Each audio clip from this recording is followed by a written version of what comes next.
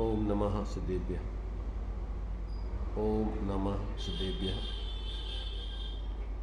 ओम नमः सिद्धेभ्यः। मंगलम भगवान वीरो मंगलम गौतममुनि मंगलम कुंद कुंदात्यो जैन धर्मोस्तु मंगलम सर्वमंगल मांगल्यम सर्वकल्याणकारकम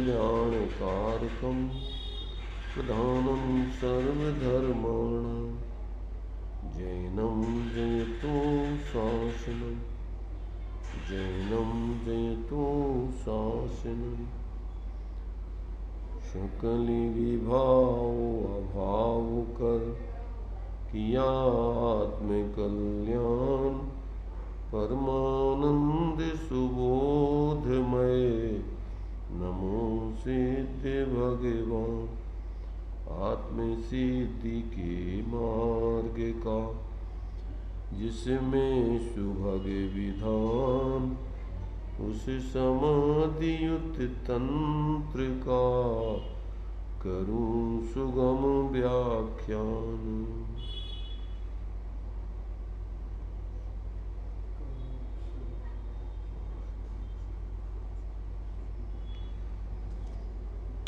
48 नंबर की गाथा अपनी चल रही है। यहाँ पर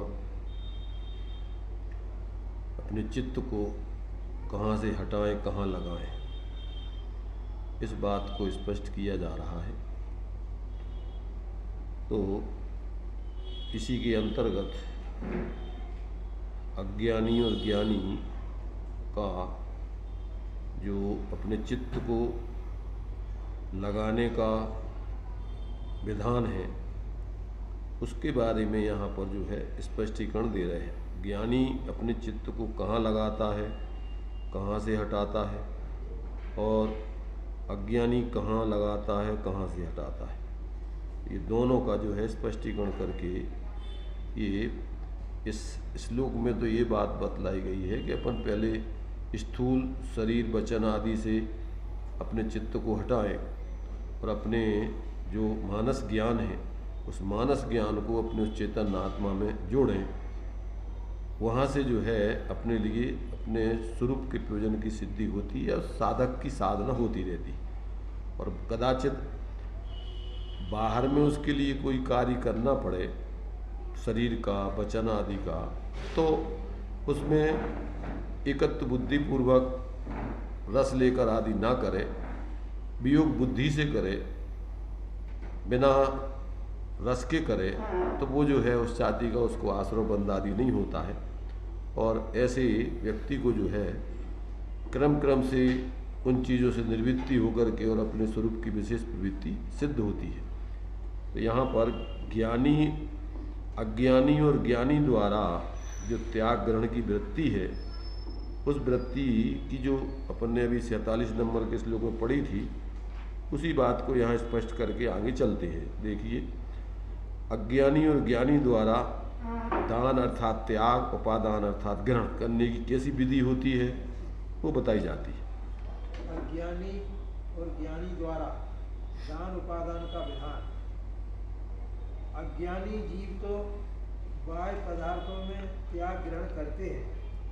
मैं घर छोड़ता हूँ, मैं अमुक को छोड़ता हूँ, मैं अमुक का व्रत ग्रहण करता हूँ, यो बाह्य पदार्थों में उसका त्याग और ग्रहण चलता है। किंतु अंतरात्मा पुरुष के अपने अंतर में त्याग और ग्रहण चलता है। मेरे जो विकार भाव हैं उनका तो त्याग चाहता है, और जो सहज शक्ति है, स्वभाव है, उसका ग्रहण चाहता है। मिल गई आपको? पेज नंबर 108 की। यह आंतरिक ग्रहण और त्याग चलता है। स्वीकार करना सो ग्रहण है और निषेध करना सो त्याग है। मैं ज्ञान मात्र आत्म तत्व हूँ, ऐसा स्वीकार कर लेने का नाम अंतर में अपने आप का ग्रहण कहलाता है। मैं रागादिक विकार रूप नहीं हूँ। विकारों का निषेध करना तो अपने आप में त्याग करना कहलाता है। यह अंतरात्मा इस प्रकार के अंतरंग में त्याग और अंतरंग में ग्रहण किस विधि से करे, इस जिज्ञासा के समाधान में यह प्रसंग आया है। यहाँ पर मैंने ज्ञानी जीव तो जो है अपने भावों में ही अपने जो पराश्रित भाव हैं, वो पराश्रित भाव आश्रव बंध के भाव दुखरूप है, इसलिए उनको छोड़ता है, उनसे निवृत्ति करता है। और जो अपना आत्मा का सहज स्वभाव है, चैतन्य स्वभाव है, ज्ञाता दृष्टा स्वभाव है, वो आत्मा का सहज निराकुलता रूप है, आनंद रूप है, अपने उस स्वभाव को स्वीकार करता है। तो इसी का नाम यहाँ पर ग्रहण त्याग है। ज्ञान में अपने इस प्रकार से अपने ज्ञान स्वरूप आत्मा को ही अपने रूप स्वीकार करना, उसका आश्रय करना, ये ग्रहण करना है।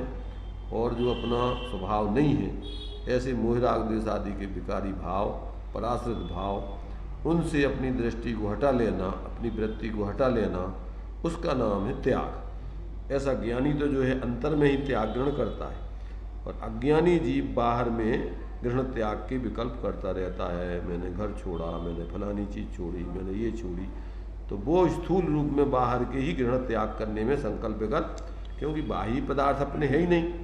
अब उनके छोड़ने में भी अपने लिए आकुलता और ग्रहण करने में भी आकुलता। माने पहली चीज़ तो वे अपने है ही नहीं, तो पहले तो अपना मानना ही मिथ्यात है, और फिर उनका ग्रहण त्याग करने का भाव करना, वो फिर अपने लिए कसायों का रूप है। तो जो है राग द्वेष के भाव है। तो ऐसा निरंतर अज्ञानी जीव पर पदार्थों के एकत्व बुद्धि पूर्वक उसका स्वामित्व कर्तृत्व रख करके उनके त्याग ग्रहण करता है। तो वास्तव में उसका त्याग ग्रहण नहीं होकर के मोह राग द्वेष के भाव होते रहते हैं। उसके जीवन में कभी अपने स्वरूप की सिद्धि नहीं होती, अर्थात धर्म की उत्पत्ति नहीं होती। ये बात यहाँ पर अपन को समझने लायक है। अब ज्ञान में किस क्रम से अपन को क्या माने ग्रहण करना, क्या छोड़ना, वो क्रम बता रहे हैं यहाँ पर। तो ज्ञान की वृत्ति माने उसको अपने ज्ञान के जो परिणमन हो रहा है, उसमें किस क्रम से अपन को जो है वृत्ति को अपन को लगाना चाहिए, वो बात इसमें आगे के पॉइंट में दी गई। ज्ञान वृत्ति में प्रकृत क्रम, इस श्लोक में सारभूत क्रम और वृत्ति यह कही गई है कि हे कल्याणार्थी मुमुक्षु पुरुषों, सर्वप्रथम तो तुम वचन और शरीर से अपने को भिन्न जानो। जैसे कि अज्ञान अवस्था में यह जीव शरीर से और वचन से अभेद रूप अपने को मानता है, अथवा शरीर में और वचन में निज आत्मतत्व का निर्णय करता है। तो सर्वप्रथम तो यह करना होगा कि शरीर से और वचन से अपने आप को पृथक करो। यह शरीर आहार वर्गणा का पिंड है, अचेतन है। यह मैं आत्मा आकाशवत निर्लेप ज्ञानमात्र आत्म तत्व हूँ, मैं शरीर नहीं हूँ। इस ही प्रकार ये वचन भाषा वर्गणा जाति के उद्गल स्कंदों का परिणमन है, ये अचेतन है। मैं आत्म तत्व चेतन हूँ। शरीर की अपेक्षा वचन सूक्ष्म जीव है, चीज है, और वचन की अपेक्षा मन सूक्ष्म चीज है। स्थूलता से सूक्ष्मता की ओर जाने के लिए यहाँ पर प्रेरणा कर रहे हैं। शरीर तो चूँकि अपन देख रहे हैं आहार वर्गणाओं से बना हुआ है, तो ये शरीर तो अपन को अपनी आँखों से दिखाई देता है, स्पष्ट रूप से बहुत स्थूल है। वचन जो है इससे थोड़ा और सूक्ष्म है, क्योंकि अपन को आँखों से दिखाई नहीं देता है, वो अपने लिए कान से सुनाई देता है। इसलिए अपन को जो पुद्गल के भेद बतलाए हैं, स्थूल स्थूल स्थूल स्थूल सूक्ष्म सूक्ष्म स्थूल सूक्ष्म और सूक्ष्म सूक्ष्म, ऐसे 6 भेद किए गए हैं। तो ये अपने लिए जो है, ये तो अपने लिए जो शरीर है, ये शरीर तो अपने लिए वास्तव में देखा जाए तो क्या है, बहुत स्थूल दिख रहा अपन को। तो जो है इस शरीर चूँकि अपने लिए, अब जो अपन कहते हैं आहार वर्गणाओं से मिलकर के आहार वर्गणाओं का पिंड है, तो चूँकि वर्गणाएँ अपने लिए दिखाई नहीं देती हैं, ऐसी वर्गणाएँ तो अपने लिए सूक्ष्म में ली जाती, पर यहाँ पर जो शरीर है वो शरीर स्थूल में आ जाता है, उसके खंड खंड भी हो जाते हैं, स्थूल में आएगा, उसके खंड खंड भी हो जाते हैं, फिर वो जुड़ता नहीं है, पत्थर वगैरह जैसे टूट जाए जुड़े नहीं, वो स्थूल में जाता है। परंतु ये अपन को चूँकि स्थूल रूप में स्थूल अपन को आँखों से भी दिखाई देता है, बहुत स्थूल है ये, तो ये तो शरीर जो है अपन को आहार वर्गणाओं का पिंड है, अचेतन है, यह मैं आत्मा आकाशवत निर्लेप ज्ञान मात्र आत्म तत्व हूँ, मैं शरीर नहीं हूँ। इसी प्रकार ये वचन भाषा वर्गणा रूप जाति के पुद्गल स्कंदों का वर्णन है। तो अब ये भाषा वर्गणा अपन को आँखों से दिखाई नहीं देती, ये अपने लिए कान से सुनाई देती है। देखो इस 6 प्रकार के पुद्गलों में अपने लिए स्थूल स्थूल स्थूल स्थूल सूक्ष्म सूक्ष्म स्थूल सूक्ष्म और सूक्ष्म सूक्ष्म ऐसे 6 भेद करके बताए जाते हैं। तो जिसको तोड़ दो काट दो फिर दोबारा नहीं जुड़ता है वो स्थूल है। फिर स्थूल में कहलाता है कि अपन को अलग कर दो मिला दो फिर मिल जाता है, ऐसे पानी वगैरह है ये सब काय में जाता है, स्थूल में जाता है।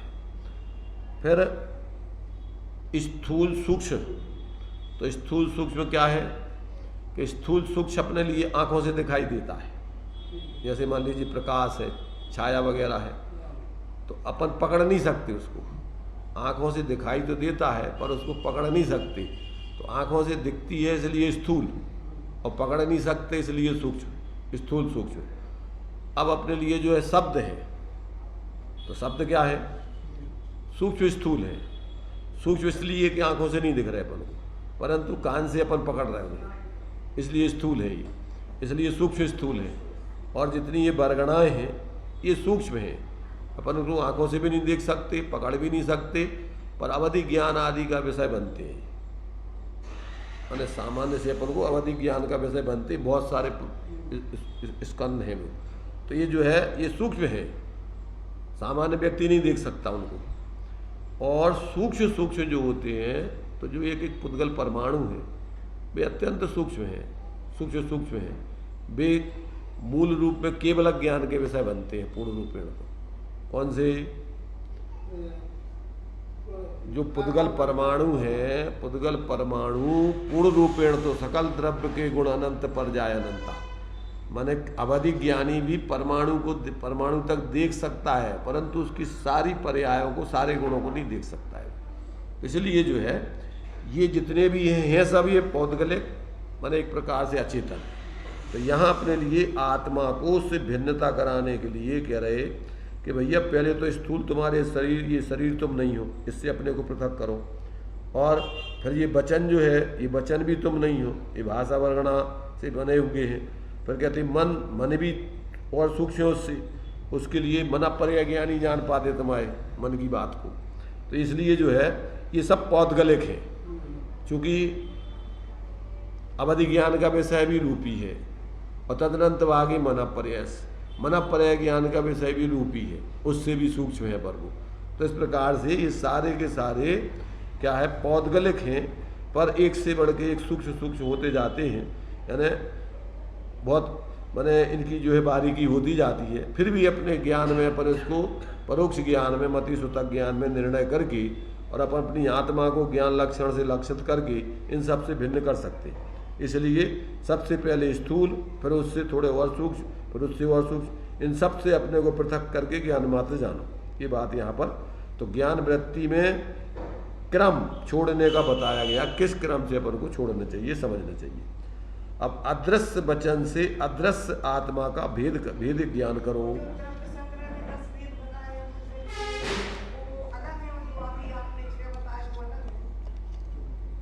कौन से 10 भेद बताए?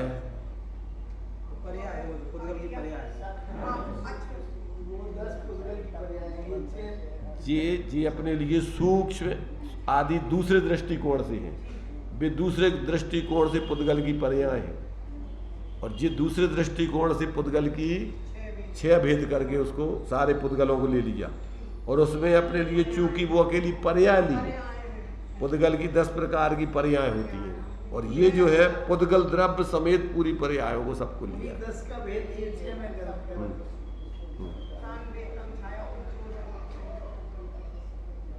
अब आगे देखिए, इसमें अदृश्य वचन से अदृश्य आत्मा का भेदीकरण कैसे किया जाए उसको याद। अदृश्य वचन से अदृश्य आत्मा का भेदीकरण।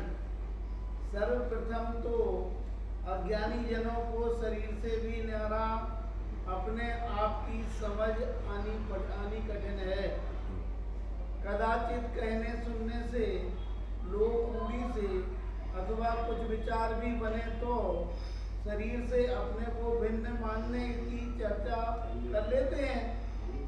इन वचनों से भी मैं भिन्न हूँ, इस प्रकार विनिश्चय होना कठिन है। शरीर तो आंखों से भी दिखता है, सो शरीर का तो स्पष्ट निर्णय है कि यह है। अब अपने आपके आत्मा का ठीक ठीक परिचय पाने की आवश्यकता है। अपने अंतर का परिचय मिला कि इस दृश्यमान स्थूल शरीर से अपने आप को समझ लेना सुगम हो जाएगा। परंतु वचन तो आंखों से भी नहीं दिखते और आत्मा तो अदृश्य है ही। ये दोनों अदृश्य तत्व, इनमें भेद विज्ञान करें। मैंने ये जो है कहते हैं कठिन है, शरीर तो समझ में आ जाता है और शब्दों में अपन कैली भी लेते हैं कि भैया ये शरीर तो अपन नहीं है, एक दिन सब छूट जाएगा, अपन अलग हैं। परंतु वो आत्म तत्व जो अमूर्तिक है वो अत्यंत अपन सूक्ष्म कह रहे हैं, परंतु वो तो वास्तव में सूक्ष्म स्थूल पुद्गल के भेद हैं। वो तो अमूर्तिक है, वो मूर्तिक है ही नहीं। तो वो जो है ज्ञानगम्य है, वो अपन को स्वानुभूत्या चकास्ते, वो अपने ज्ञान में, अंतर्मुखी ज्ञान में उसका अनुभव हो सकता है। प्रकट रूप में भाषित तो केवल ज्ञान में ही आता है वो, परंतु अनुभव स्वानुभव मोक्ष मार्ग में सम्यक दृष्टि धर्मात्माओं को चौथे गुण स्थान से अपने आत्मा का अंदर में स्वास्थ्य संवेदन हो जाता है। तो वो जब इन शरीर आदि से और इन पुद्गल के जितने भी वचन आदि हैं, इन सब से मन के विचार आदि हैं, राग आदि के भाव, उनसे जब अपने उस ज्ञान स्वरूप आत्मा को अत्यंत सूक्ष्म करते जाएं तो जाकर के अंदर में जो है वो, चूँकि आत्मा को द्रवपने से ध्रुव कहा गया है। ये पर्याय तो अध्रुव है, बदलती रहती है, परंतु आत्मा ध्रुव है, एक रूप है। ध्रुव का मतलब होता है कि वो सदा एक ज्यों का त्यों वैसी का वैसा बना रहता है। ऐसे जब अपने आत्मा को ज्ञान में लिया जाता है तो परिणति भी शांत हो जाती है, क्योंकि वो आत्मा का ध्रुव स्वभाव शांत है, एक रूप है। तो जब परिणति अपने उस स्वभाव में एकाग्र होती है तो परिणति भी निर्विकल्प होकर के शांत हो जाती है। तो ऐसा जो है कहते अपने उस अदृश्य आत्म तत्व का इन पर पदार्थों से, पर्याय आदि से भेद विज्ञान करके और अपना स्वरूप का अनुभव करो। अब कहते हैं कि इन जीवों को जब तक इनका व्यामोह नहीं छूटेगा, शरीर का, वचन आदि का, तब तक वो अंदर में अपने आत्मा का अनुभव नहीं कर सकता है। तो कहते बात का व्यामोह, बात का व्यामोह माने जो व्यक्तियों को अपने वचन बोल देते हैं उनमें उनकी पकड़ बनी रहती है, जिनको अभी कि मैंने ऐसा कह दिया था, उनने हमसे ऐसा कह दिया, तो कहते वे तो बहुत मोटे हैं, उनको आत्मा तक, आत्मा की पहचान या आत्मा की तरफ उनकी वृत्ति नहीं हो सकती। अब बात का व्यामोह, बात का व्यामोह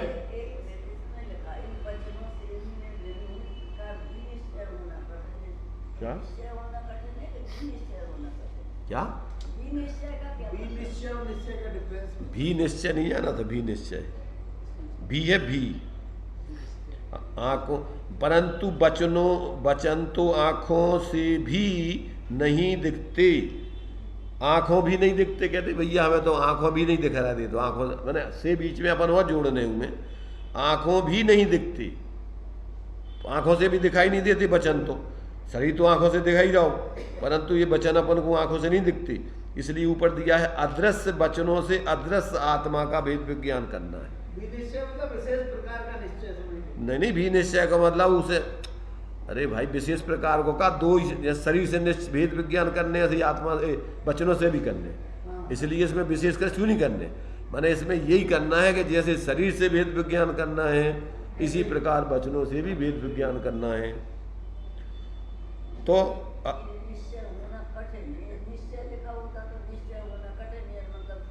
विनिश्चय लिखा है, विनिश्चय होना कठिन है। संसारी जीवों को कठिन पड़ रहा है निश्चय करना। अरे ये कह रहा है कि शरीर तो दिख रहा है उसे चलो मान भी लेते, परंतु अपन को वचनों से ही हमें निश्चय कर भेद विज्ञान कर वो मुश्किल हो रहा हो, तो आगे और तुम्हारे राग आदिक से और पर्याय से भिन्नों के अपने स्वरूप का कैसे निश्चय करोगे? मन से भेद विज्ञान करके कैसे निश्चय करोगे?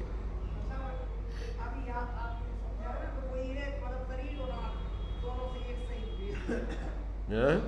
आपने जैसा बताया ना अभी शरीर और आत्मा आप दोनों से जैसा शरीर से भिन्न अपने को जानो जैसे वचनों से बस अब जीवों को बात का व्यामोह पकड़ जो रहती है, तो अब ऐसे जीवों की क्या दशा होती? देखो बात का व्यामोह है। देखो भैया, देखो तो भैया, देखो तो भैया, जो बात बोल दी जाती है उस बात का अज्ञानी जनों को बड़ा पक्ष रहता है। मेरी बात गिर गई, इसका अंतरंग में बड़ा क्लेश मानते हैं। शरीर की अपेक्षा वचनों में इस जीव का मोह अधिक पड़ा हुआ है। बात के पीछे शरीर का कष्ट सहना तो मंजूर है, पर अपनी बात को नम्र करना मंजूर नहीं है। अरे जरा सोचो तो सही कि यह संसार गर्व करने लायक नहीं है। किस चीज पर गर्व करते हो? गर्व करने से हानियां ही हानियां हैं, सार कुछ नहीं है। किस पर गर्व करते हो? मेरी शान रह गई, क्या शान नहीं गई?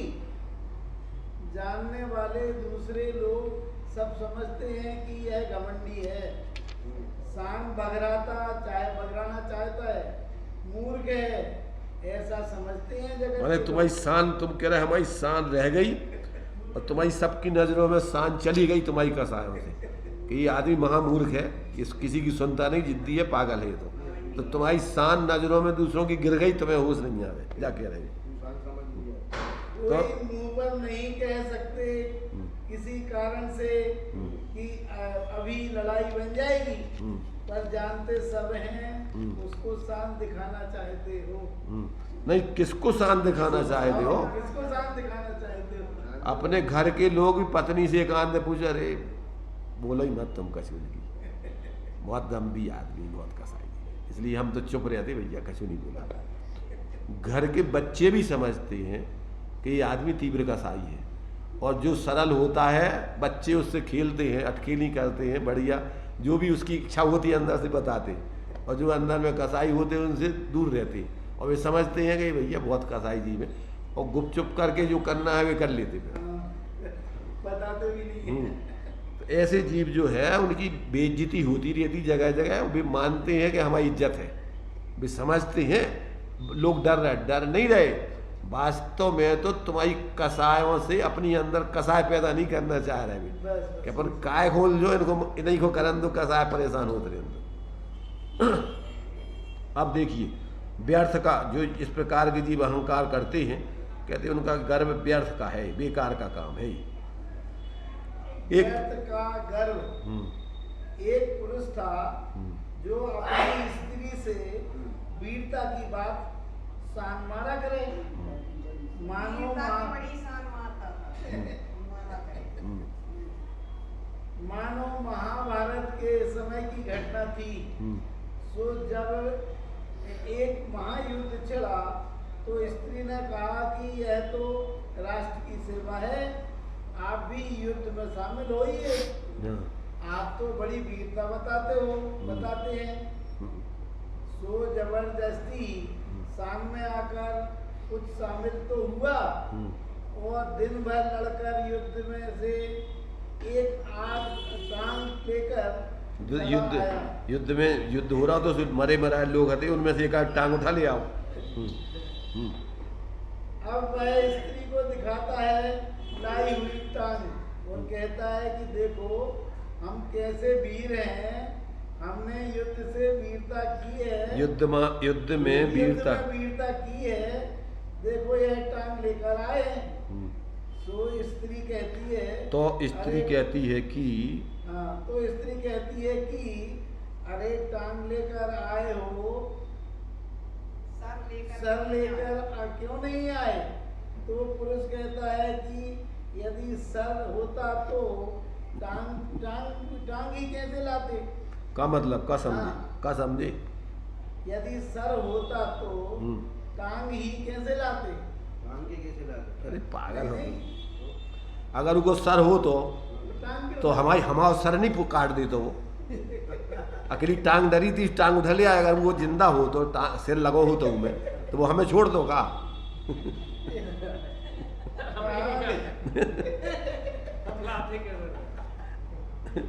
कहाँ गर्व करना, सर्व करने लायक यहाँ कुछ भी नहीं गर्व है। करने लायक यहाँ कुछ भी गर्व शर्म करने लायक यहाँ कुछ भी नहीं है।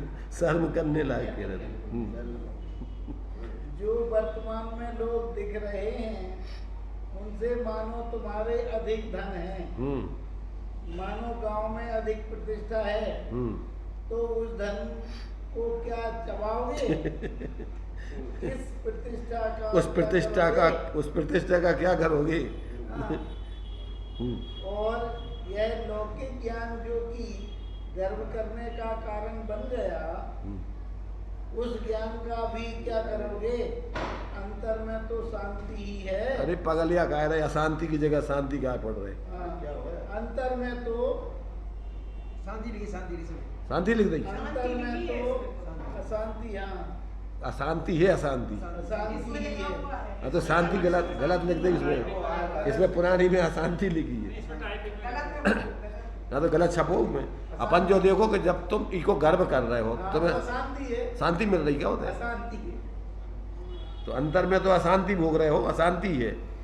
कोई भी तत्व संसार में ऐसा नहीं है जिस पर गर्व किया जा सके। बाहर में सब एक मात्र क्या है, अपने को जान लो मात्र, और जान करके सहज रहो। उसमें दम्भ करने में कारक हो जाए बता भी तुम्हारे है नहीं, और उसके दम्भ से आकुलता और परेशानी के अलावा कुछ नहीं। इसलिए यहाँ कहते भैया जब तक आपको ये बाही चीज़ों का, अपनी बात का, अपनी कसायों का अहंकार नहीं छोड़ोगे, उसी में मजा आता है। उसको कसाय करने में ही उसे लगा था मैं बहुत वीर हूँ, इतना गुस्सा कर लेता हूँ। अरे भाई तेरी बुद्धि खराब है, गुस्सा करने में तो ये शान बता रहे तुम, अहंकार करने में, दूसरों की नज़रों में मैं विशेष अपने आप को विशेष प्रसिद्ध कर लेता हूँ। इसलिए कहते भैया व्यर्थ है बाहर का किसी का गर्व करना। निराकार बात का विकट पक्ष है, निराकार बात का विकट पक्ष, निराकार बात का विकट पक्ष। अहो यहाँ तो बात के पीछे भी भयंकर जामोह है। कोई अपनी गलती है और एक बार भी अपनी गलती स्वीकार कर ले तो यह बड़े साहस की बात है। गलतियां पर गलतियां करता जाए और उन्हें गलती ना माने। यदि समझ में भी आ जाए यह गलती है तो भी मुख से नहीं कहेंगे कि हाँ मुझसे यह गलती हुई है। कोई बड़ा झगड़ा हो जाए और उसमें पंच लोग यह जवाब डालें कि तुम कह दो कि जरा सा कि भाई माफ करो, तुम कह दो जरा सा कि माफ करो भैया, भाई जरा सा भाई माफ करो, और ऐसी ही कठिन घटना बन गई वो कि ऐसा कहे बिना पिंड नहीं छूट सकता। तो भाई यूँ कहेगा कि भाई मुझसे दोष बन गया हो तो क्षमा, अरे बन गया हो तो क्षमा करो, बन गया हो तो क्षमा करो, आपकी समारी मुझसे दोष बन गया हो तो क्षमा, बन गया तो क्षमा करें। यह ना कहेगा, वह यह ना कहेगा कि मुझसे दोष बन गया है तो क्षमा करो। अब भी उसके कहने में यह बात टपक रही है तो दोष तो मुझसे नहीं बनाए। ये लोग दबाव डालते हैं कि ऐसा कह दो, इसलिए कहते जा रहे हैं, यह बात टपक रही है। अगर बन गया हो तो भैया अब क्या करें, ये लोग कह रहे हैं तो मतलब ये अंदर में अपने जो कसायों का पक्ष है निराकार बात का, माने अंदर में जो अपन को बाहर में नहीं दिखाई दे रहा हो तुम्हें दूसरों को, पर तुम्हें तो समझ में आ रहा हो कि अपन ने क्या भाव करो, कैसे भाव से क्या बात करी। तो अपनी अंदर की जो है ये बात कहते हैं इसका भी तेरे लिए इतना पक्ष हो जाता है तो उसके लिए स्वीकार करने में भी उसको बहुत मुश्किल आती है। यह तो बात भाई इधर उधर से वो क्षमा माणी की देते ना, क्षमा माणी को क्षमा मांगता है तो मैंने कौन पहले मांगे, जानबूझ के भी करो, उनने कही थी ये नहीं कही थी, जैसे मैंने कुल मिलाकर के कसाय छोड़ना नहीं चाहता, जबकि कसाय तो तेरे लिए कि कैसा भी कर, जहाँ अच्छे भाव भी शुभ भाव भी छोड़ने लायक हैं, तो ये तो तेरे अशुभ भाव हैं सब झूठे कसाय के भाव, इसमें ही तेरे लिए छोड़ने में तकलीफ हो रही, तो शुभ भाव कैसे छोड़ेगा कि फिर तो वास धर्म नहीं है भैया, जो भी सब वास्तव में जो धर्म नहीं है जो भी हम कर रहे परिस्थिति बसात, पर वास्तव में जो भी छोड़ने लायक है ही है आश्रव भाव है, वो तुम आश्रव स्वीकार, वही में तो झगड़ा है, तुम पुण्य को अधर्म कह रहे, तो बताओ आश्रव दुखकार घनेरे बुद्धिबंत तने निर्वीर, तो तुम अब छोड़ नहीं पा रहे कोई बात नहीं, पर पहले जो तो कहो कि हो जो भी छोड़ने लायक, तो अब जब तुम अशुभ कोई पक्ष नहीं छोड़ पा रहे तो शुभ को पक्ष कैसे छोड़ोगे, या तो बताओ। और शुभ क्रिया बाहर की देखो, शुभ भाव और शुभ क्रिया और बाहर की क्रिया और वस्तुएं छोड़ो तो फिर प्राणी निकल जाए तुम्हारे। अबे तुम्हारा पहले तुम्हारा पक्ष छूटे ही नहीं रहो काय को, अबे शुभाशुभ आश्रव भाव, अब तुम्हें तो अबे तो तुम्हें बाहर के पदार्थों को पक्ष पढ़ो कि जो हम छोड़ दें तो हमारा धर्म कैसे बिकी, कहाँ छोड़ दो तुम, छूटे छुटाए को छोड़ दो ज्ञान में समझने, अरे मूर्ख जो तो है ही नहीं है, तू तेरा है ही नहीं हो। अभी तो क्या है कि अंदर में कैसे कैसे मिथ्यात्व के पक्ष पड़े रहते जीव के, अभी समझना ही तत्वों को पहले बहुत विरल है कि सारे आश्रव काय वांग मना कर्म योगा सा आश्रवा शुभा पुण्य से अशुभा पापस, और आश्रव दुख कार्य घनेरे बुद्धिबंत, सारे आश्रव छोड़ने लायक हैं, पहले तो एक मत से स्वीकार करना होगा। अब कितने छूट पा रहे वो एक अलग चीज हो गई कि भैया अगर तुम अब पूरे नहीं छोड़ पा रहे, सब में प्रवृत्ति कर रहे हो, परंतु श्रद्धान में तो उन्हें ही जानो, प्रवृत्ति शुभ में करो, त्याग शुभ क्रियाकलाप करो मत कदाचि पाप, शुभ में न मंगन हो, शुद्धता विसरणी, शुद्धता को छोड़ के शुभ में मग्न मत हो जाओ, उसमें धर्म बुद्धि मत कर लो। तो पहले तो जो अपन को स्वीकार करना, तो कहते निराकार बात का पक्ष भी विकट है जीव को, कसायों का, ये कसायों का पक्ष अपनी गलती होने पर भी ये स्वीकार नहीं करता है, इधर उधर के बहाने बनाता है। तो कहते भैया ये तो तेरी जो है बहुत दुर्बुद्धि है, जब तक इनको नहीं छोड़ेगा तब तक कल्याण नहीं होना, गलत जानकर भी गलत बात का हट पकड़ना, ये तो तेरे लिए जो है महाकल्याणकारी है। पढ़िए, कोई देहाती मुखिया था, पटेल समझ लो, जाट समझ लो, तो एक घटना में पंचों ने यूं कहा कि 30 और 20 कितने होते हैं, तो बोला कि 30 और 20 50 होते हैं। अरे तुमने 30 और 20 कहाँ लिखो, मैं बड़ी पढ़ी 30 और 20 लिखो, 30 लिखे।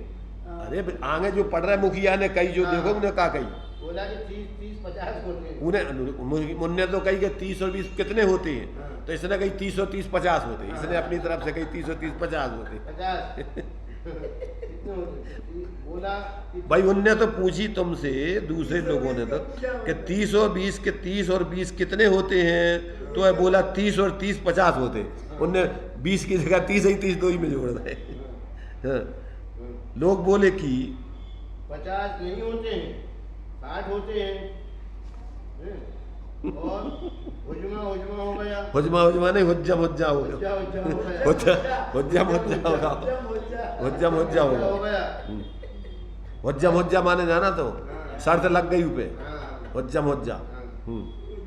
क्या शर्त लग गई, वह कहता है कि अगर 30 और 30 मिलकर 50 ना हो तो हमारी 5-6 भैंसें हैं, भी हम तुम्हें सब दे देंगे, भी तुम ले लेना सब, ले लेना। हाँ।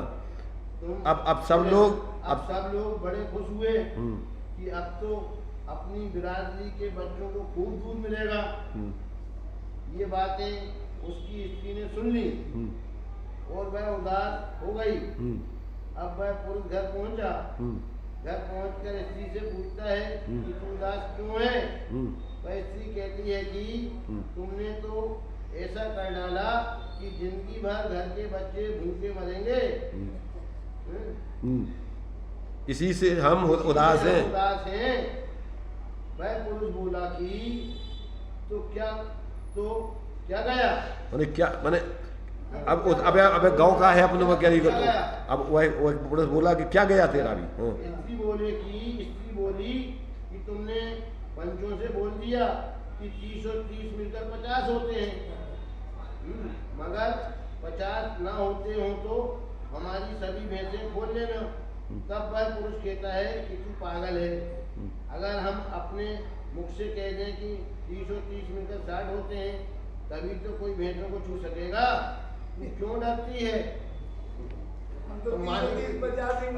भाई बुंदेलखंड में कहावत है कि लबरा बड़ों के दोना। दो चीजें, एक झूठ बोलेगा और एक बोले जब वो द्वंद्व ही जाएगा क्या नहीं लोग होते ही नहीं है, होता ही नहीं है, तो होते ही नहीं है, तब कैसे कौन जीतेगा? तो कह जब हम कह देवे कि 30 और 30 50 60 होते जब तो हार जाएंगे, जब हम कहेंगे ही नहीं तो हम कैसे मान लेंगे उनकी बात? हमारी भैंसे कैसे बोल लेंगे? तो कहते बात के पक्ष के त्याग में मार्गदर्शन। जब तक आपको ये बात का पक्ष नहीं छोड़ोगे तब तक आपको मोक्ष मार्ग का दर्शन नहीं हो सकता या मार्ग समझ में नहीं आ सकता है। जब तक तुम्हारे हठाग्रह दुराग्रह नहीं छोड़ोगे तब तक तुम्हें मार्ग समझ में नहीं आ सकता है, सही बात समझ में नहीं आ सकती। यूँ ही यह जगत अपनी बात के पीछे बात के पक्ष के त्याग में मार्गदर्शन। यूं ही यह जगत अपनी बात के पीछे मर रहा है। बात ना गिर जाए, हाँ, चाहे दूसरों की लाठी डंडे मुक्के सहने पड़े। पर बात हमारी ना गिरे। अरे बड़प्पन तो इस बात में है कि कोई अपनी मामूली गलती भी हो तो उसे स्वीकार कर लेने में संकोच ना हो, शर्म ना हो। यह भी तो कसाय का त्याग है। भाई ये तो सबसे बड़ी हठाग्रह दुराग्रह छोड़ना सबसे बड़ा धर्म है जो हम चाहें कि हम बड़े हो जाएं, हमारा विकास बने, महत्व बढ़े और जिन उपायों से बन जिन कसायों से बना जाता है क्या? हाँ, जिन उपाय ठीक है, जिन उपायों से बना जाता है बड़ा, वह उपाय ना किया जाए तो कैसे काम बनेगा? अरे जानबूझकर अपनी नाक कटा लो, यानी यह अभिमान मिटा दो, बात की शान मिटा दो। नाक कटाने का मतलब इस नाक के कटने से नहीं है जो मुंह पर लगी है। नाक मायने मान। अरे दूसरे जीव मुझसे सम्मान पाए, मेरा अपमान हो और दूसरे खुश हो जाएं। अरे हो जाए खुश, प्रभु ही तो है वे दूसरे, यह तो अच्छा ही है। कितने हिम्मत और साहस की बात है, तथा अंतरंग में कितने बड़े गौरव की बात है। ममत्व अंतर में ही हो तो यह महान कार्य कैसे किया जा सकता है? महत्व जो है अंतर में ही हो तो यह महान कार्य कैसे किया जा नहीं, ममत्व ही है वो। ममत्व अंतर में है और तुम अपने आप को महान सिद्ध कर वो चाहो तो कैसे हो जाओगे तुम महत्व माने महान। इसलिए कहते भाई तुम जो है जब तक दूसरे का सम्मान नहीं करोगे, दूसरे को अपने माने परमात्म स्वरूप नहीं देखोगे और अपने को ही विशेष बताने का प्रयत्न करते रहोगे तो कहते तुम्हारा भाई तुम अपने आप को जरूर सोचते रहो कि हम बड़े हैं, परंतु तुम्हारा बड़ापन तो है नहीं इसमें तो तुम्हारा निकृष्टपन है। उसमें जो दिया ना कि दूसरों से अपने को बड़ा बताने का भाव, परात्म निंदा प्रशंसा सत गुणोच्छादनो तो भाव ने नीचर गोत्ता से, जो अपने को बड़ा और दूसरों को नीचा और अपनी प्रशंसा दूसरों की निंदा, ये तो नीच गोत्र के बंध का कारण है। आगे जाकर के नीची गति में जाता है और ऐसे व्यक्ति का हमेशा अपमान होता है। इसलिए कहते भाई जब तक आप अपने इस बात के पक्ष को अहंकार को नहीं छोड़ोगे तब तक तुम्हें सही मार्ग का मोक्ष मार्ग का दर्शन होना संभव नहीं है। मोहियों का वचन व्यामोह, इस जीव को शरीर की अपेक्षा वचन से ज्यादा व्यामोह है। झगड़ा और किस चीज का है? लाखों का धन है, सब ठाट बाट आराम है, पर उपादान तो अयोग्य है, अज्ञान अवस्था का है, सो कोई ना कोई बात चल उठेगी और उसमें दुखी होने लगेगा। घर के लोगों ने मुझे यूँ कह दिया कि हमारा पद बड़ा है, हम बूढ़े हैं, हमारे बेटे की ही तो बहू है, हमारा स्टैंडर्ड ऊंचा है। सास इस तरह से कहती है और बहू कहती है कि हम तो मैट्रिक पास हैं, हम ऐसी कला जानते हैं, हमारी बड़ी इज्जत है, हम बड़ी भूपति हैं। घर के लोग भी मेरे आगे पूछ दबा कर रहते हैं। उसमें तो बड़ी कला है, वहाँ उसे अभिमान चल रहा है।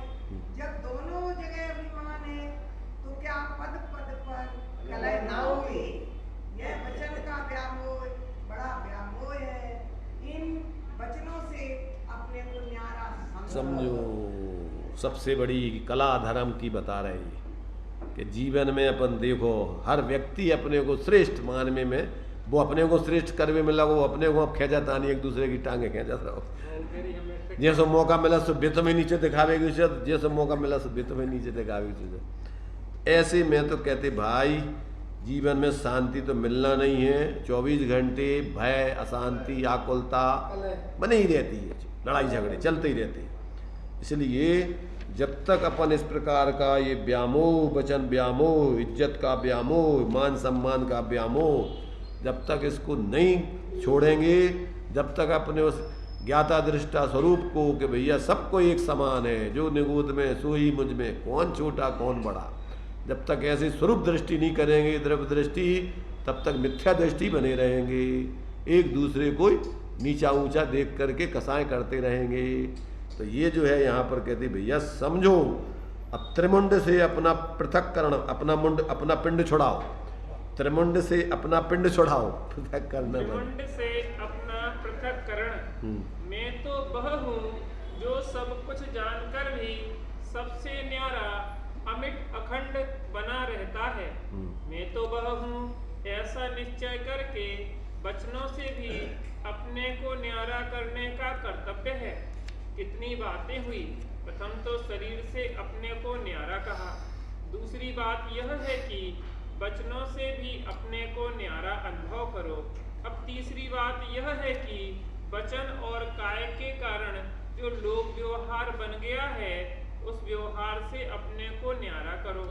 मित्रता हो गई और व्यवहार बना है, उन व्यवहारों से अपने को न्यारा करो। सबसे मिला जुला, सर्व के समान अपने आप को मानो, फिर वचन व्यवहार का मोह नहीं रहे। यो ही मन वचन काय से जो व्यवहार बन गया है, उस व्यवहार से भी अपने को न्यारा करो। ये तीन बातें होती हैं। माने शरीर से, वचनों से और वचन व्यवहार से जो तुम्हारी इज्जत प्रतिष्ठा तुमने बना रखी है, उस इज्जत प्रतिष्ठा से भी अपने को न्यारो समझोगी। त्रिमुंड का मतलब होता है जो तुम्हारी मुंडी में, दिमाग में तुमने ये तीन चीजें भल रही हैं, इन दिमाग में कि तीनों, तीनों चीजें, ये तीन है, मन नहीं देना यहाँ, व्यवहार लेना ना, तीन चीजें। तो तुम्हारी जो मुंडी में ये भर गया है कचरा, उस कचरे को तुम्हारे मुंड में से निकालो, पहले ज्ञान में से अलग करो, जब जा करके तुम्हें सही रास्ता दिखाई देगा। अब त्रिमुंड से छूटने का कर्तव्य क्या है, उसी की आगे बुद्धि जाए। त्रिमुंड से छूटने पर कर्तव्य भैया अब क्या करें कि जो मन है, द्रव्य मन की बात ना मानो। द्रव्य मन तो काम में शामिल है। नहीं, ये गलत शब्द दिया है, काय है, काय में शामिल।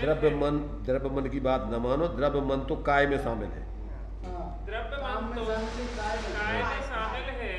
जहाँ काय से अपने को न्यारा अनुभव करने की बात कही जाए, वहाँ तो यह स्वयं ही सिद्ध है कि द्रव्य मन से भी न्यारा अपने को समझो। द्रव्य मन की बात नहीं कह रहे, किंतु भाव मन की, चित्त विज्ञान की बात कह रहे हैं। उस विज्ञान से चित्त को, मन को आत्मा से जोड़ो।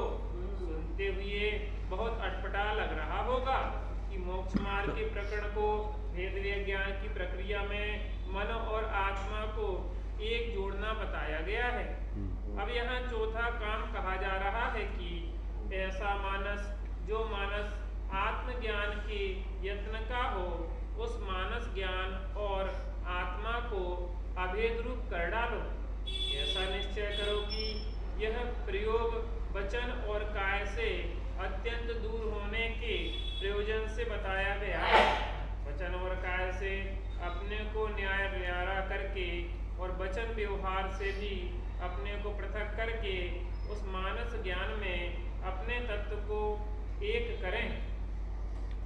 यहाँ पर जो है देखो क्या है, ये उपयोग को बहिर्मुक्ता से अंतर्मुक्ता की विधि बता रही है। किस तरीके से अपन जो है अपने उपयोग को अपने आत्मा में एकाग्र करके सारे बहिर्मुक्ता वाले विकल्पों से छूट सकें, वो विधि बता रहे हैं। तो पहले स्थूलता से आप शरीर आदि से अपने को पृथक जानो, पर वचनों से अपने को पृथक जानो, वचन व्यवहार से जो कुछ तुम्हारी प्रेस्टीज इज्जत आदि बनी है उस इज्जत से भी अपने को अलग जानो। फिर इसके बाद जो मानस में जो आपका चैतन्य में जो ज्ञान चलता है, तो तत्व निर्णय करने में, अपने स्वरूप का निर्णय करने में, चेतन आत्मा का निर्णय करने में अपने जो चित्त को लगा रहे हैं क्षयोपम ज्ञान को, मानस ज्ञान को, तो वो मानस ज्ञान को अपने आत्मा में अभेद करो। अब आत्मा में अभेद करोगे तो उस चूंकि आत्मा में अभेद करना ये द्वैत हो गया अभी तो, पर अपन को उस मानस ज्ञान में ही आत्मा को देखो। क्या देखना? ज्ञान की प्रतिपल उठे तरंग, झांकता उसमें आत्म राम। अरे आबाल गोपाल सुलभ सबको चिन्मय विरा। तो अपन को अपनी मानस ज्ञान को आत्मा में जोड़ने की जगह उस मानस ज्ञान में ही आत्मा को देखो। क्या है? आत्मा कहाँ है? जो उपयोग अपना निरंतर लग रहा है इधर उधर सबके जानने में, विकल्पों में, वो उपयोग में ही उपयोगवान। आत्मा का लक्षण क्या है? चेतन को है उपयोग रूप। तो उस उपयोग से आत्मा अभिन्न है, अनन्य है, अभेद है। तो उस उपयोग में ही आत्मा को देखोगे तो अद्वैत होकर के निर्विकल्प आत्मा की अनुभूति होगी, विकल्प सब शांत हो जाएगा। मानस ज्ञान यानी भावमन। भाव मन का मतलब होता है वो क्षयोपम ज्ञान, वही अपना जो ज्ञान जो बहिर्मुक्ता में लग रहा है। मन कहलाता है जब अपन संकल्प विकल्प करते हैं, और आत्मा बन जाता है जब अभेद आत्मा मन उस ज्ञान को, उस ज्ञान में आत्मा को देखते हैं, तो वही आत्मा, ज्ञान सो ही आत्मा। उसमें कोई मन अलग है, ज्ञान अलग है और आत्मा अलग है, ऐसा नहीं। मीठापन अलग है और शक्कर अलग है, ऐसा नहीं देखना। वो जब सद्भुत व्यवहार करते हैं तो भेद हो गया, तो वो उसमें अभेद की निश्चय की सिद्धि नहीं होगी। तो अपन को ज्ञान से आत्मा को भिन्न नहीं देखना है। क्या देखना है? ज्ञान में ही आत्मा, ज्ञान सो ही आत्मा, अन्य सो ही कर्म। बस इतने से समझ ले जिनवाणी का मरम। क्या देखना है?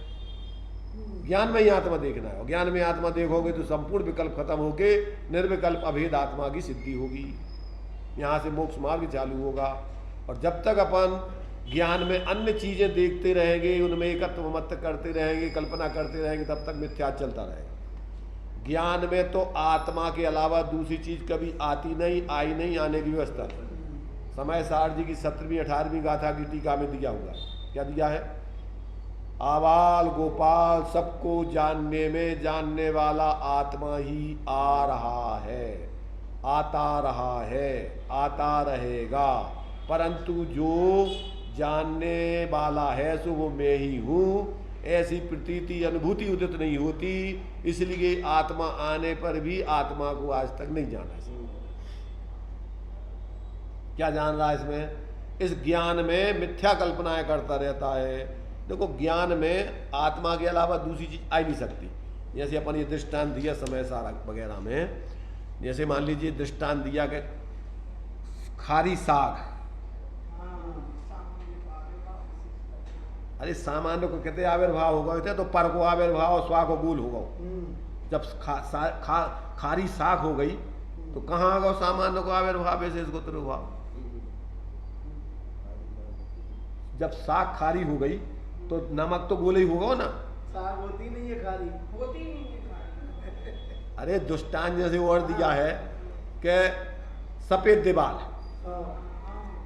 सफेद दीवाल होती क्या होता है सफेद? आपने कई बार बताया कलाई की कलाई है। बताओ तो सब कछु है, परंतु अपने दिमाग में जब आवे जब है ज्ञान में, अपने ज्ञान में कौन है? ज्ञान में गे है, रागादिक है कि ज्ञान में आत्मा है, और ज्ञान में आत्मा है कि ज्ञान ही आत्मा है। कलई की कलई है कि कलई ही है।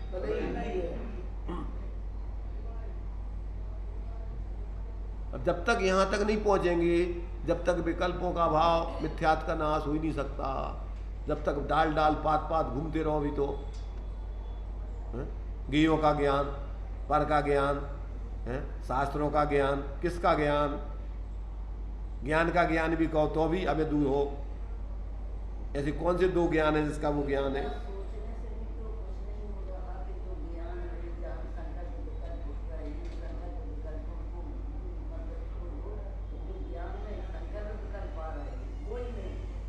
संकल्प विकल्प आ रहा है, वही में हूँ। संकल्प विकल्प आ रहा है, उनका जानने वाला नहीं। अरे उनका जानने वाला मैं हूँ, पागल हो तुम। उनका जानने वाला हूँ कि आत्मा हूँ मैं। उन विकल्पों को जानने वाले हो तुम।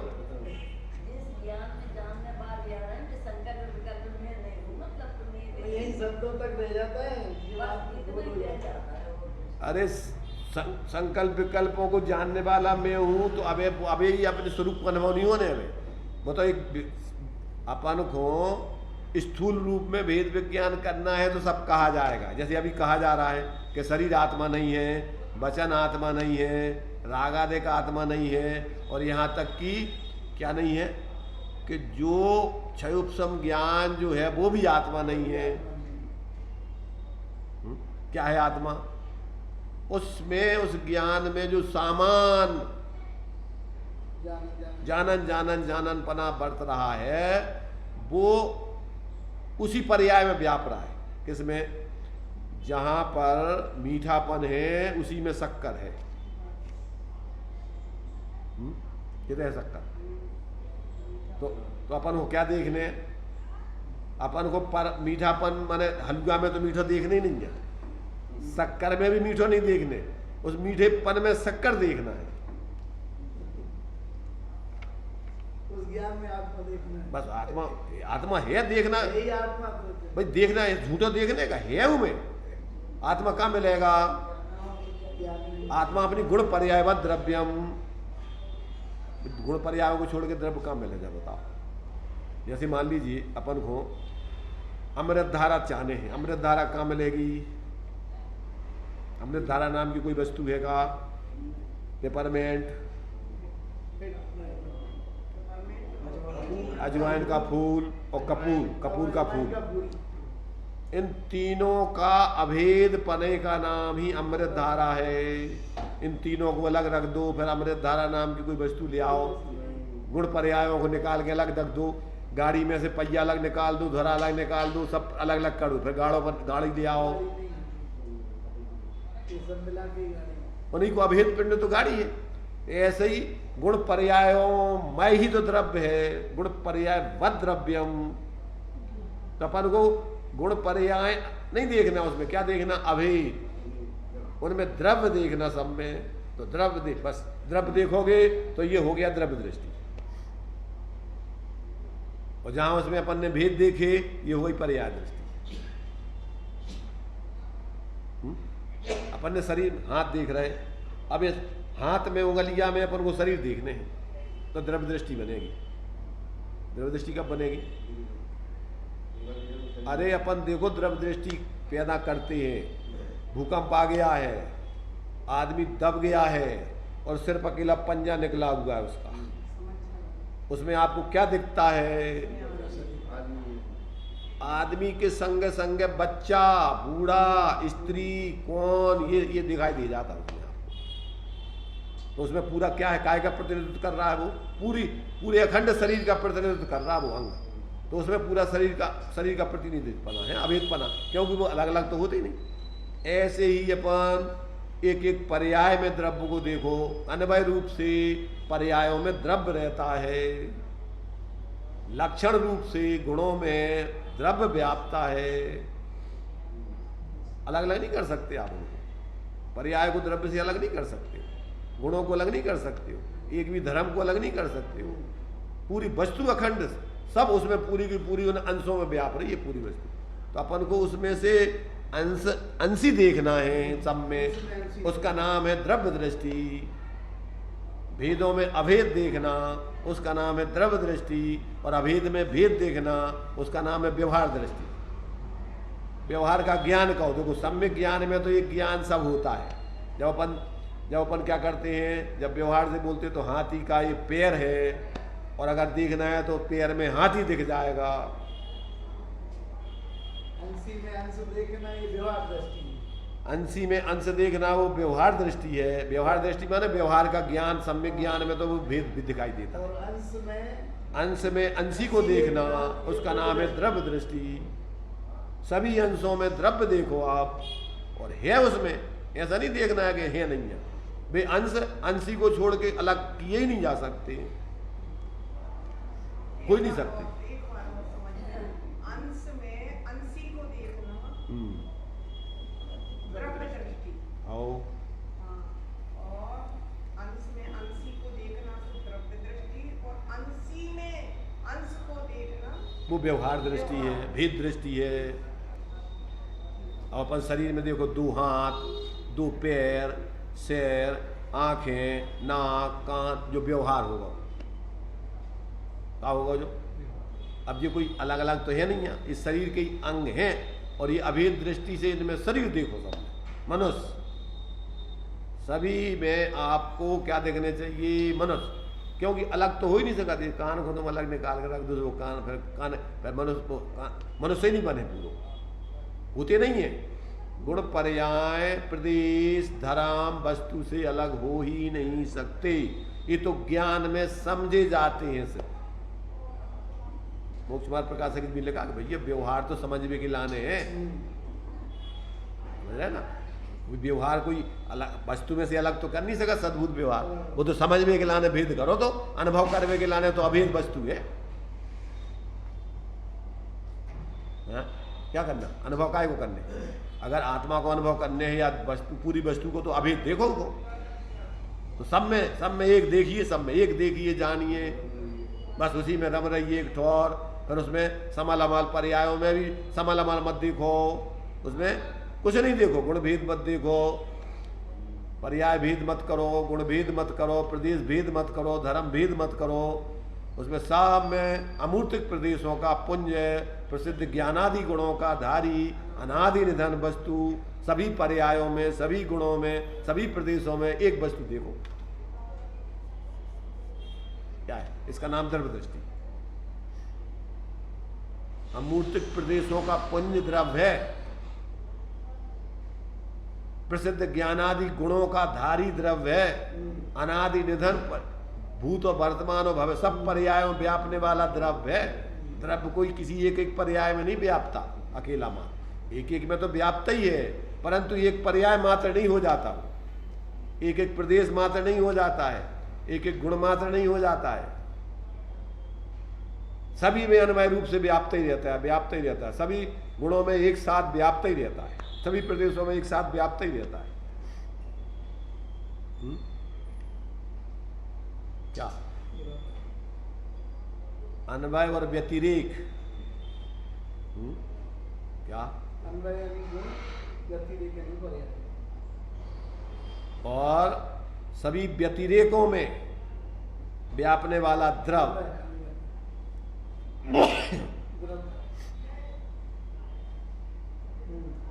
अन्वय में भी द्रव्य देखना, व्यतिरेक में भी द्रव्य देखना। तो सभी में एक को देखो, उसको एक को देखो, सबको एक को देखो, वो द्रव्य दृष्टि है। अन्वय सामान्य, अन्वय सामान्य कहो, व्यतिरेक सामान्य कहो, एक ही बात है। अन्वय सामान्य माने द्रव्य, और अन्वय व्यतिरेक विशेष माने एक एक पर्याय।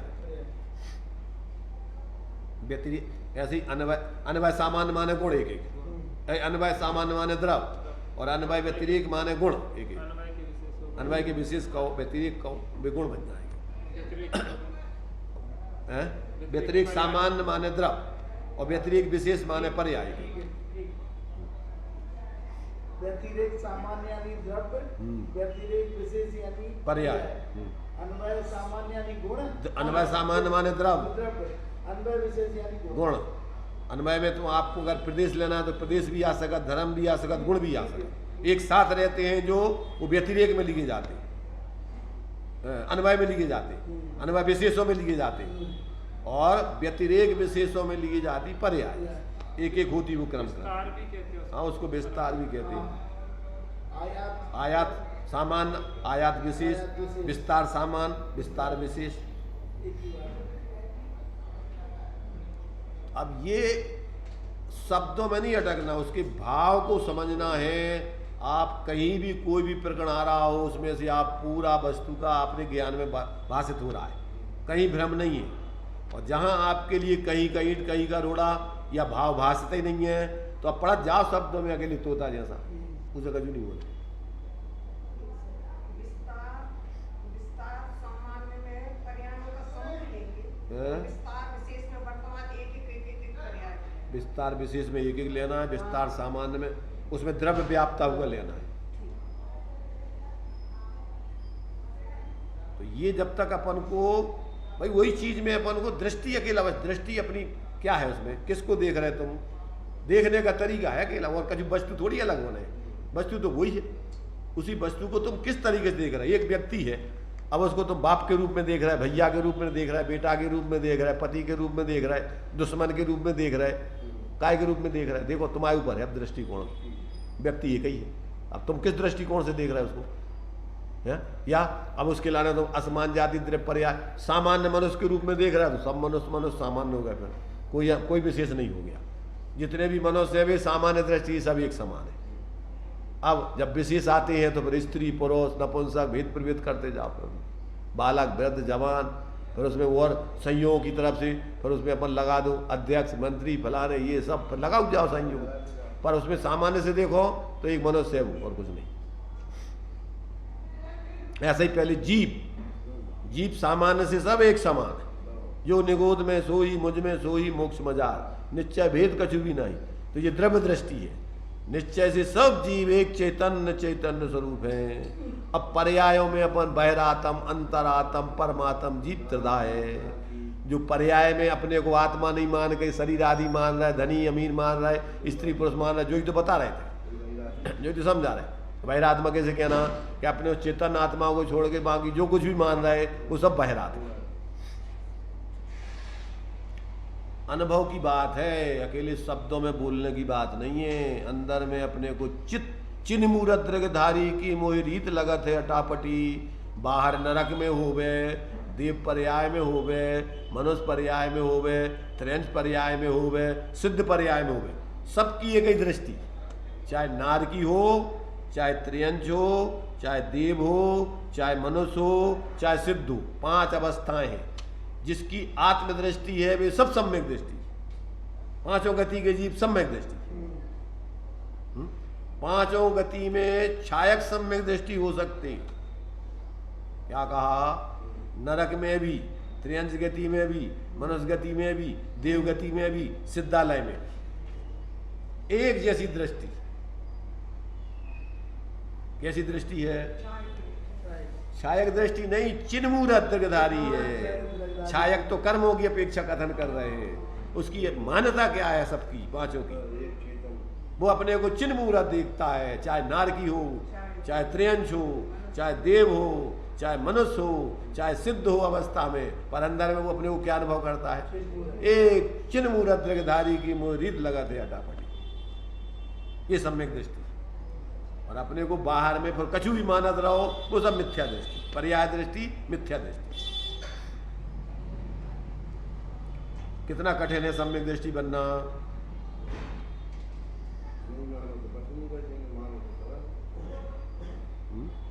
नहीं मानो तो कठिन ही कठिन।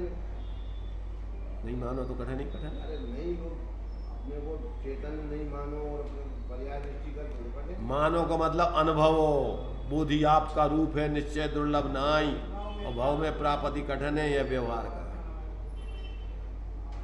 अगर तुम अपने को चेतन मूर्ति देखो तो आनंद मंगल है, कोई तुम्हें रोक नहीं रहो, और नहीं देखो कल्पनाएं करते रहो तो आज तक मरा ही रहे, भटक ही रहे, भटकत रहो, घूमते रहो। चलो भाई देखो, सोचो, ये बहुत छोटी मोटी काम नहीं है, ये बहुत बड़ी स्ट्राइक है, ये इससे बड़ी स्ट्राइक नहीं है दुनिया में। सर्जिकल स्ट्राइक है, सर्जिकल की महासर्जिकल स्ट्राइक है। सारे भेद करके अपने मिसाने पे अपने आ जाना, सारे उपयोग को इतना सूक्ष्म करके अपने मूल लक्ष्य को भेद देना, इससे बड़ी स्ट्राइक नहीं होती दुनिया। महा स्ट्राइक है ये स्ट्राइक जिसने कर ली, दुनिया की सारी स्ट्राइक उसके सामने फेल, उसके ऊपर कोई स्ट्राइक लागू नहीं हो सकती, इससे बड़ी स्ट्राइक नहीं है उसके पास, और इससे बड़ा हथियार दूसरों के पास कोई के पास नहीं है कि आप उसको भेज सके। मंदिर में स्ट्राइक हो गई है। मिलता है आपकी बातों का सही बता दें, परसों भी ये बात चली थी और आज हमारे भाव खराब हुए, लेकिन हमने बिल्कुल खराब नहीं करी। बहुत बढ़िया, यही तो हमने स्ट्राइक। बहुत देर विज्ञान करा, अच्छी बात है। सही में हमें याद आ रही जानी जी की परसों ही बात ये चली थी।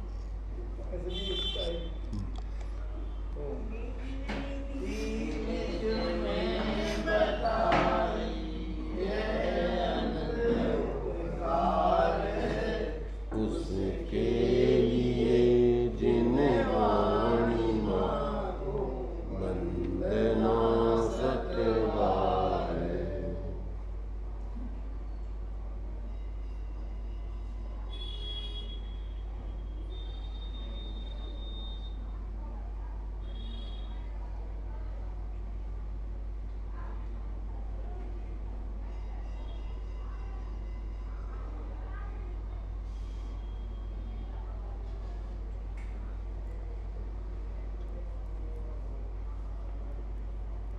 द्वादशांग जन्माणी माता की जय। पंच परमेष्टि भगवान।